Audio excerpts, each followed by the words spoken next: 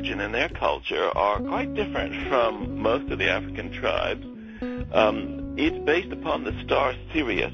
The star Sirius, I said, come on. What do you mean their religion and their culture are based on the star Sirius? The tribe in Africa, what do they know about the star Sirius? They haven't got any telescopes there, have they? Well, of course, Sirius is a very bright star, so you don't need a telescope to see that.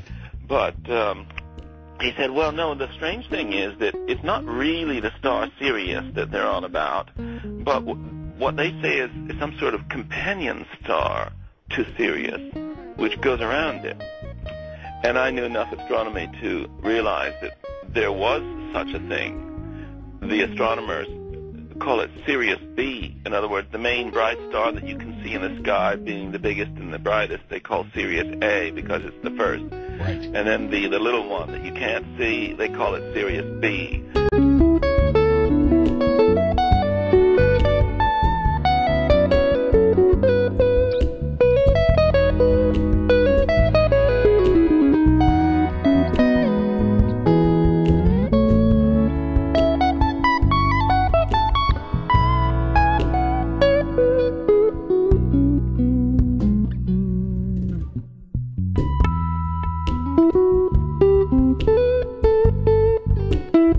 I've admitted that they had never actually seen this little star because you can't see it without at least a 15-inch telescope, and of course they didn't have them. And they knew its exact orbital period. Well, they admitted that they knew the orbital period of something they couldn't see. Amazing. That was 9 light years away. So what's going on here?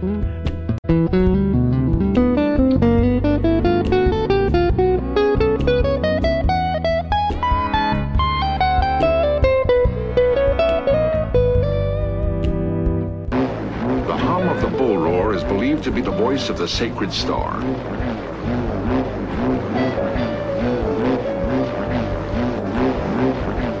It calls initiates to a ceremony high in the cliffs.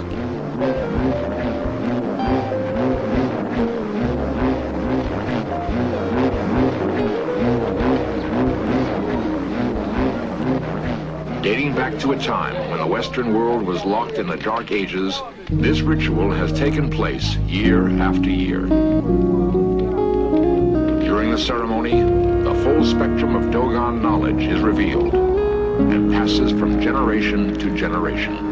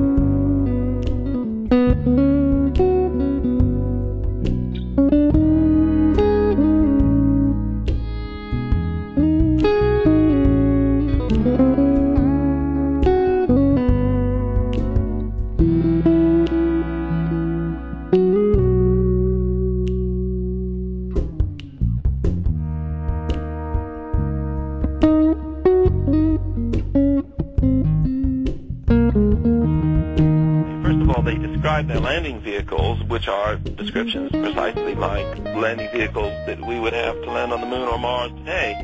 That is, with the roaring sound and the raising the dust and the fire coming out of the bottom, which goes out after it lands, and all of that, which would be your standard everyday landing craft, which I suppose even very futuristic space explorers would still use to come down and land on a planet with an atmosphere, a normal rocket sort of arrangement. But they say that when these beings, who they call the Nommo, first appeared, there was a new star appeared in the sky, and they appeared to describe a geosynchronous orbit because it remained in place.